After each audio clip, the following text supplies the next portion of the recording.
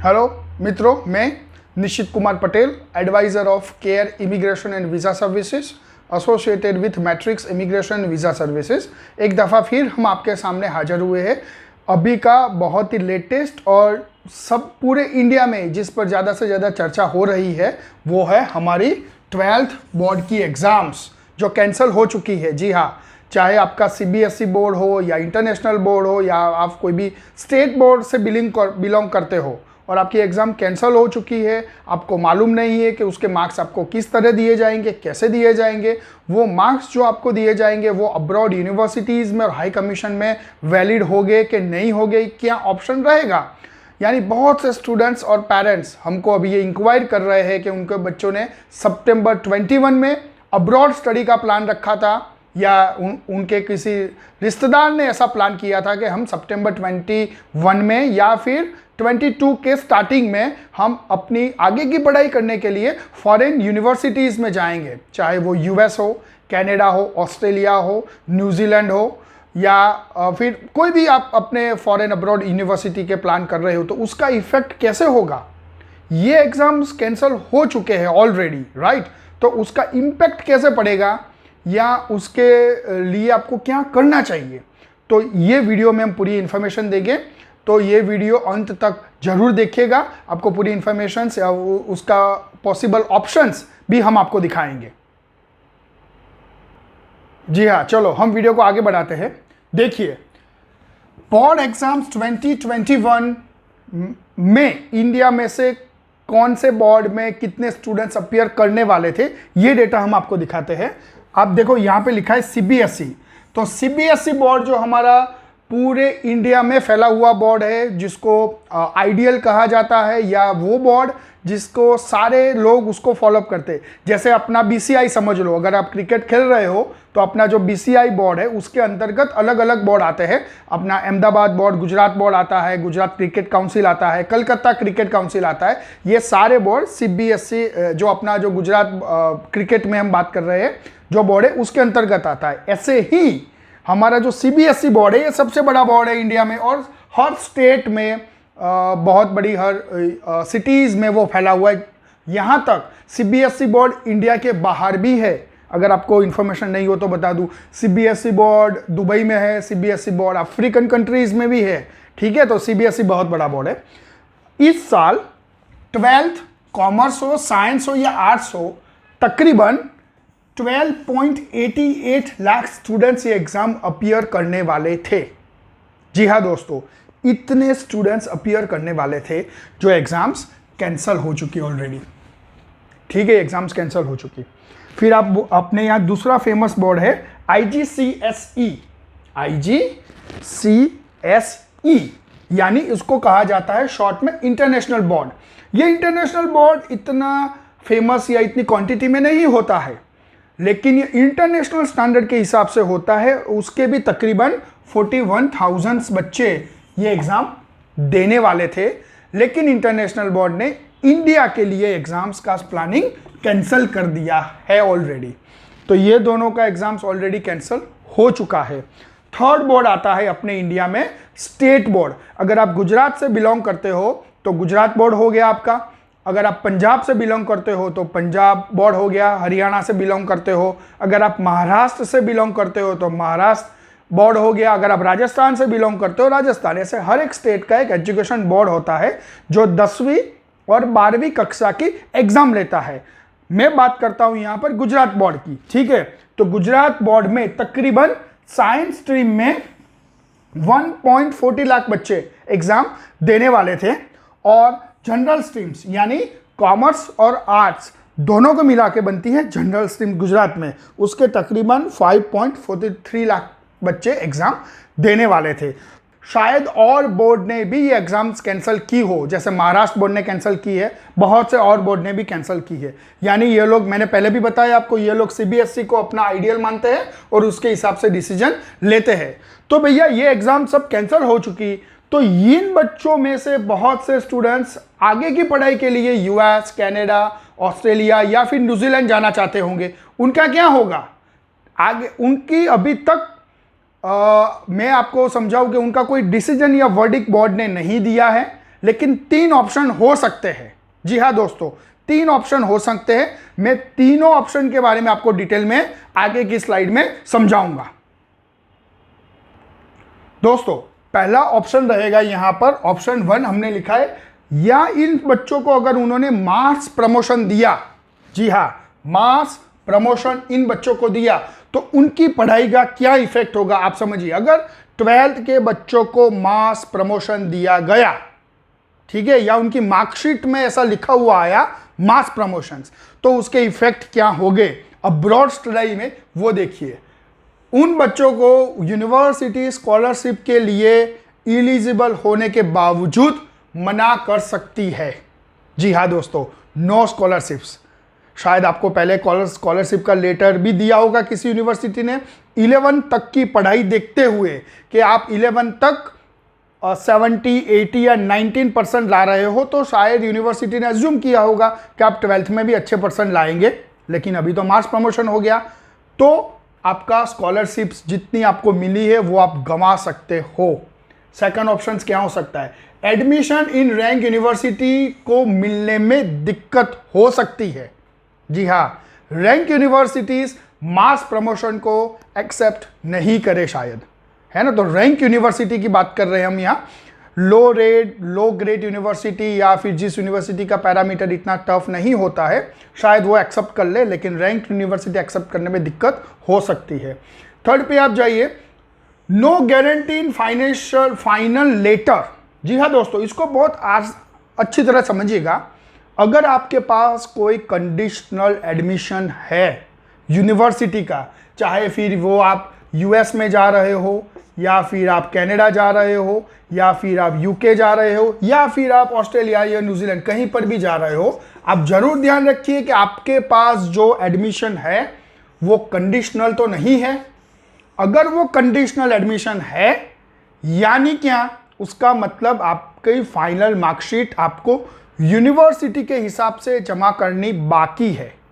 ठीक है, मतलब मास प्रमोशन के बेस पर अगर आप मतलब कंडीशनल एडमिशन के बेस पर अगर आपने फीस पेड कर दिया और आपकी मार्कशीट में लिखा हुआ यार मास प्रमोशन, तो शायद वो यूनिवर्सिटी आपके कंडीशनल एडमिशन को फाइनल एडमिशन में शायद ट्रांसफर नहीं करे। जी हाँ दोस्तों, शायद वो यूनिवर्सिटी मना कर सकती है कि हम आपके ये कंडीशनल एडमिशन को अनकंडीशनली एक्सेप्ट नहीं करेंगे। तो फी भरने से पहले आपको वो यूनिवर्सिटी के साथ कम्युनिकेट करके, या फिर केयर इमिग्रेशंस हमारी टीम के साथ कम्युनिकेट करके ही आपको अपनी फीस पेड करनी है। ठीक है, तो ये उसका थर्ड आपका जो लॉस हम बता चाहते हैं, ये स्टूडेंट का लॉस है पूरा।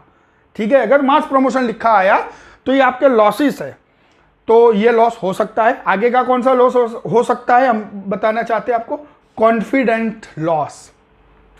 पहले बच्चों ने पूरे साल तैयारी की, फिर हमने बोला उसकी मिड टर्म एग्ज़ाम होगी, फाइनल एग्ज़ाम होगी, लेकिन फाइनल एग्ज़ाम भी बोलते थे मई में लेंगे या जून में हो सकता है। बच्चों ने फिर तैयारी की, फिर लास्ट में बढ़ी गए नहीं अभी हम नहीं लेंगे। तो मतलब ये छोटे बच्चों के बारे में आप जो सोचिए, जिसकी एज 17 ईयर्स के, उसके मानसिक वो टीनेज एज में है, उसके मानसिक कितना उसको बर्डन होता होगा। तो ये बहुत बड़ा लॉस है कॉन्फिडेंस का। बच्चा कॉन्फिडेंस पूरा उसके अंदर उसका वीक हो जाता है, या फ्यूचर में वो चीज़ आगे बढ़ती है उसकी। आगे का पॉइंट आता है एग्ज़ाम फोबिया, मतलब बच्चा बारी बारी में अगर आपको कहा जाए आप जाइए, फिर बोलते हैं नहीं लेंगे हम एग्ज़ाम्स, नहीं आप तैयारी कीजिए हम ज़रूर लेंगे, फिर हम बोलेंगे नहीं लेंगे। तो ये एग्ज़ाम फोबिया जो होता है ना, उनको वीक कर देता है। दूसरे दफ़ा कभी भी उनको ऐसी कंपटीशन एग्ज़ाम देने की आई ना, वो लोग बहुत दिक्कत से वो चीज़ फेस कर पाते हैं। तो हम समझते हैं ये लॉस है, रियल में ये सारे भी लॉसेस है। अफ्रेड ऑफ कॉम्पिटिशन्स, आगे जाके बच्चा कंपटीशन यूएस के बच्चे से करेगा, अगर अमेरिका पढ़ने जा रहा है, अगर कनाडा पढ़ने जा रहा है तो कैनेडियन बच्चे से करेगा, या फिर ब्रिटिशर से करेगा, तो वो बच्चा कंपटीशन से डरेगा। ये सारी चीज़ के हिसाब से वो कंपटीशन से दूर भागेगा, है ना। या फिर कंपटीशन करने की आई तो वो इतनी अच्छी तरह शायद नहीं कर पाए, क्योंकि हमारा जो इंडिया में जो पॉलिटिशियंस नेता है, जो पॉलिटिशियन में बैठे अभी जो गवर्न कर, उनका डिसीजन के हिसाब से। तो ये सारे लॉसेस है हमारे। फियर ऑफ पास एग्जाम्स, बच्चा जैसे एग्जाम देने जाएगा उससे पहले उसको टेंशन आ जाएगा शायद मैं पास हो पाऊंगा या नहीं हो पाऊंगा, या कर लूंगा या नहीं कर लूंगा, तो उसको ये भी फियर अपने अंदर रहेगा। No courage for risk taking, जी हाँ दोस्तों, उसकी जो गट्स है ना, अभी जिसको बच्चों को आप पूरे इंडिया में अगर आप सीबीएसई या 12th बोर्ड के बच्चों को बोलेंगे भाई एग्जाम देनी है, yes they are ready to boards कि भाई आप हमारी एग्जाम लीजिए, we are ready to give the exams to prove our self के विच वी आर राइट। लेकिन उसका वो करेज जो रिस्क था ना, उनको शायद थोड़ी बहुत चोट पहुंची इस डिसीजन से। और वैलिडिटी डिक्रीजिंग, मतलब आपकी जो मार्कशीट है, मैं आपको एक एग्जांपल बताना चाहता हूँ। शायद 1987 या 6 में ऐसा हुआ था इंडिया में, जब ये मास प्रमोशन आया था पूरे उस दौरान, उसके बाद कभी नहीं आया। तो उस पर भी उसके बाद 2 या 5 साल के बाद जब बड़ी बड़ी कंपनियां जॉब निकालती थी तो वो स्पेशल लिखती थी कि ये साल वाले पास बच्चे अप्लाई नहीं करें, तो उसका वैलिडेशन डिक्रीज होता है ये सब चीज़ से। तो ये मेरा ये ऑप्शन 1 था। अगर मास प्रमोशन लिखा आया तो ये सारी चीज़ आपके साथ हो सकती है। तो भैया आगे और क्या कर सकते हैं वो लोग, तो ऑप्शन 2 में आपको दिखाऊंगा।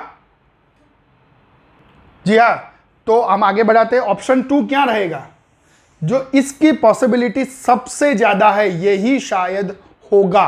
तो क्या रहेगा, ऑप्शन 2 रहेगा प्रीवियस परफॉर्मेंस के बेसिस पे आपकी मार्कशीट बनी जाएगी और आपको दी जाएगी। जी हाँ, प्रीवियस परफॉर्मेंस के बेसिस पे आपकी मार्कशीट बनेगी और आपको दी जाएगी। तो उसके अंदर क्या रिस्क है या फिर उसके अंदर भी स्टूडेंट के लॉसेस कैसे रहेंगे, उस पर हम बात करते हैं। चलो, फॉरेन यूनिवर्सिटी में नॉट एक्सेप्ट दोस मार्कशीट्स। क्यों? क्योंकि वो रियल में आपका 12th का रिजल्ट ही नहीं है। अगर मैं बोलूँ आपको, जैसे समझ लीजिए अभी आप बना रहे दाल चावल, ठीक है, तो मैं दाल चावल आपके सही होंगे कि गलत होंगे ये मैं टेस्ट करे बिना आपको बोलूँ कि आपने 2 दिन पहले मेरे को आपने रोटी सब्जी खिलाई थी, वो बहुत बढ़िया बनी थी, उस पर मैं आपको मार्क देता हूँ। समझ गए? तो वही चीज़ यहाँ पे हो रही है। तो वो लोग नहीं 12th को जज करते हैं, प्रीवियस पे करेंगे, तो शायद ऐसी यूनिवर्सिटी आपको एक्सेप्ट नहीं करे। ठीक है, साथ में हो सकता है may miss the intake in a year 2021। जी हाँ दोस्तों, शायद फॉरेन यूनिवर्सिटीज आपको 2021 के इंटेक वहां पर जो स्टार्ट हो रहे उसके लिए मना कर दे कि यू आर नॉट क्वालिफाइड और you are not accepting the marksheets on a base of the previous marks, या फिर may not valid in any foreign university or have to select low grade university। जी हाँ दोस्तों, क्योंकि ये जो रहेगी performance base पर आपकी मार्कशीट, उसके बेस पर अच्छी वाली यूनिवर्सिटी शायद आपको मना कर दे कि क्यों, कि भाई ये आपका रियल 12th का रिजल्ट है ही नहीं, ये तो प्रीवियस ईयर का है। तो ये भी लॉसेस हो सकता है आपको।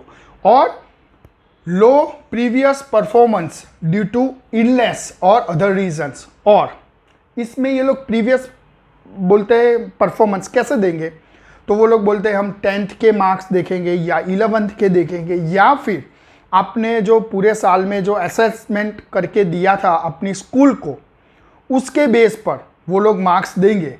शायद हो सकता है कि आप 2 या 3 महीना बीमार रहे हो 12th में अर्ली मंथ में, तो वहाँ पर आपकी मार्कशीट्स या उस टाइम कर आपका परफॉर्मेंस अच्छा नहीं होगा।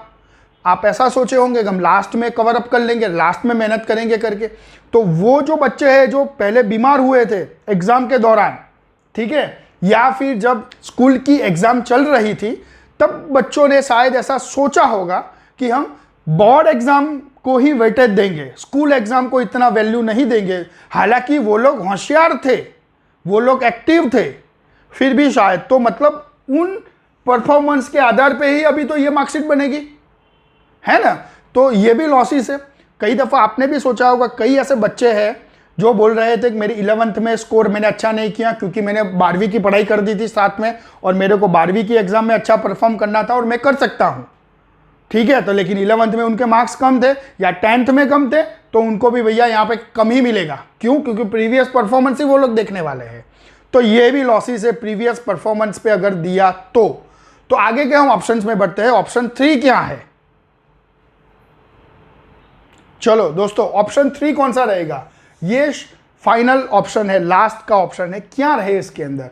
उसके अंदर शायद ये लोग एमसीक्यू के बेस पर आपको रिजल्ट दे, या फिर कोई ऑनलाइन टेस्ट दे, या असाइनमेंट जो आप जमा करते हो स्कूल में उसके बेस पर आपको मार्क दिए जाए। तो ये 3 चीज का ऑप्शन 3 हो सकता है, और ये अपना लास्ट वाला ऑप्शन है। ठीक है, तो उसमें कौन सा कैसे आपका लॉसेस हो सकता है? देखिए, उसमें पहला देख लीजिए आप, loss to bright students scoring 75 और above due to low surveillance. मतलब अगर आप 75% के आसपास आपकी लाने की कैपेसिटी है और आप अगर ला सकते हो, तो 75 और अबव के सारे बच्चों को उसके अंदर लॉस हो सकता है। क्यों? क्योंकि अगर ऑनलाइन टेस्ट दिए गए या फिर एमसीक्यू दिए गए तो उसमें वो सर्वेलेंस बोर्ड का नहीं हो सकता। यानी जो पुअर बच्चे हैं या फिर जिनके पास इतना नॉलेज नहीं है आपके बच्चों की तरह या आपकी तरह, तो भी वो लोग कुछ जुगाड़ लगा के इक्वल में आ सकते हैं। मतलब 75 के ऊपर वाले बच्चों को इसमें लॉस है ही है। ठीक है, दूसरा और सबसे बड़ी चीज रिस्क मैं बोलता हूं ये है इसके अंदर। जी हाँ दोस्तों, ये सबसे बड़ा रिस्क है। क्या है कि अगर स्कूल असाइनमेंट के बेस पर आपको रिजल्ट दिया जाता, अगर दिया जाने वाला होगा, तो priority for two students who having a contact और कनेक्शंस इन अ स्कूल और the management of the school. जी हाँ दोस्तों, आप इमेज कीजिए कि आपका कोई रिश्तेदार या आपके खुद के मम्मी डैडी ही उस स्कूल में पढ़ा रहे हो और उसी टीचर्स को आपकी मार्कशीट तैयार करनी हो, आपको कितनी आसानी हो सकती है। ये आप कैसे मार्क्स को गेन कर सकते हो मेरे को बताने की ज़रूरत नहीं है इंडिया में। तो ये सबसे बड़ा लॉस रहेगा उस चीज़ में। यानी पहले ऐसा कहा जाता था कि अगर आपके पास पैसे हैं तो आप पैसों का जुगाड़ करके कहीं एडमिशन ले लेंगे। फिर कहा जाता अगर आपके पास पैसे नहीं है तो पढ़ाई होनी चाहिए। अगर पढ़ाई अच्छी है तो आप स्कोरिंग अच्छा करेंगे तो पैसे की ज़रूरत नहीं पड़ेगी, आप अपने मेरिट पे बढ़ेंगे। लेकिन हाँ दोस्तों, ये पूरा जो मार्कशीट का उन्होंने सीबीएसई का एग्ज़ाम कैंसिल किया, उसका सबसे बड़ा असर पड़ेगा ये दोनों चीज़ पे। मतलब पैसा भी चाहिए और मार्क्स भी जुगाड़ करके या किसी भी तरह से अच्छे होने चाहिए। तो ये दोनों चीज़ अब भी आपकी लगेगी। आपका एजुकेशन मतलब मार्क्स भी लगेगा और पैसे भी लगेंगे। तो सबसे बड़ा लॉस ये है, अगर आपके पास ऐसा कोई भी पावर नहीं है या फिर आप कॉमन बैकग्राउंड से आते हो, आपके पास स्कूल कनेक्शंस नहीं है, मैनेजमेंट में किसी को आप रिश्तेदार या पहचानते नहीं हो, तो यहाँ पर आपको थोड़ा कॉम्प्रोमाइज़ करना पड़ सकता है। ब्राइट, एवरेज और below average students all are equal गिने जाएंगे। मतलब वो लोग मार्क्स एक रेंज में ही देंगे, नहीं किसी को एकदम से ज़्यादा दे देंगे, नहीं एकदम से किसी को कम देंगे। ठीक है, तो सेम रेंज पे वो लोग मार्क्स देंगे। Low capable students due to the lack of facilities rural area. जी हाँ दोस्तों, हमारे इंडिया में रूरल एरिया भी बहुत है लेकिन वहाँ पे फैसिलिटीज अवेलेबल नहीं है। शायद ये लोग ऑनलाइन टेस्ट ले, ठीक है, शायद वो एमसीक्यू ले, लेकिन रूरल एरियाज में इंटरनेट अवेलेबल नहीं है इतना फास्ट, या रूरल एरिया में कभी कनेक्शन आता है नहीं आता है, कहीं रूरल एरिया में लाइट अवेलेबल नहीं होती है, या उनके पास मोबाइल छोटा सा होता है, या फिर अच्छा सा लैपटॉप या डेस्कटॉप नहीं होता।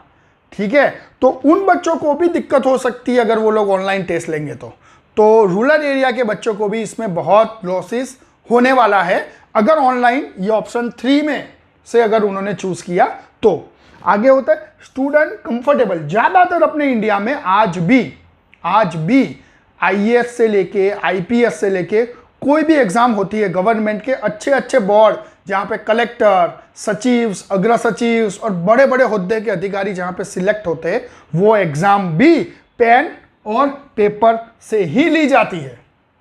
लेकिन बच्चों को बोलेंगे कि आप नहीं, आप ऑनलाइन दीजिए भाई, तो आप वहाँ पे इतने बड़े अधिकारी के एग्जाम पेन और पेपर से लेते हो और बच्चों को बोलते हो कि आप लेटेस्ट टेक्नोलॉजी से अभी से दो। ये दिक्कत की बात है। लेकिन हमारे इंडिया में ज़्यादातर बच्चे पेन और पेपर से एग्ज़ाम देने के लिए ट्रेन है और अच्छा स्कोर भी कर सकते हैं। लेकिन अगर ऑनलाइन एग्ज़ाम ली तो उनको वो टाइपिंग की स्पीड नहीं आएगी, या फिर उनको कंप्यूटर का भी इतना बहुत बड़ा नॉलेज अच्छा वाला नॉलेज होना चाहिए, तो वो भी नहीं होगा।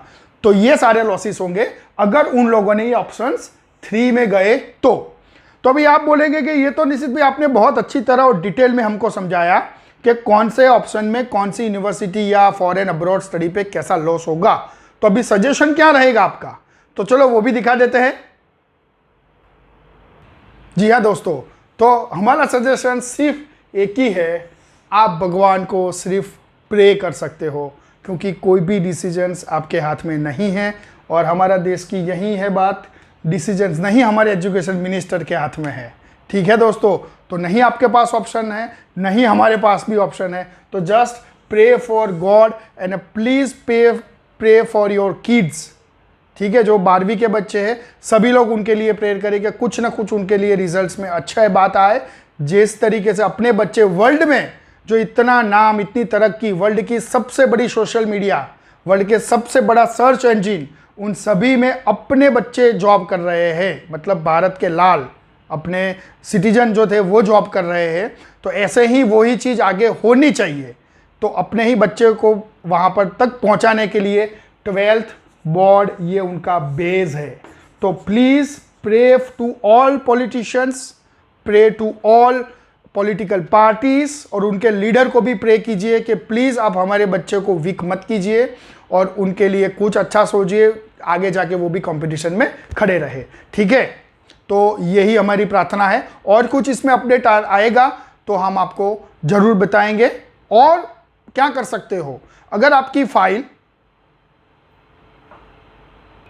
जी हाँ, अगर आपकी फाइल गुजरात में से हो आप, ठीक है, अगर आप गुजरात से बाहर हो, मतलब गुजरात से बाहर आप एरिया में हो, अगर आप गुजरात से हो, ठीक है, तो आप अहमदाबाद से हो अगर, तो अहमदाबाद ये हमारा एड्रेस रहेगा, आप उसके अंदर कम्युनिकेट कर सकते हैं। ये हमारा मोबाइल नंबर है।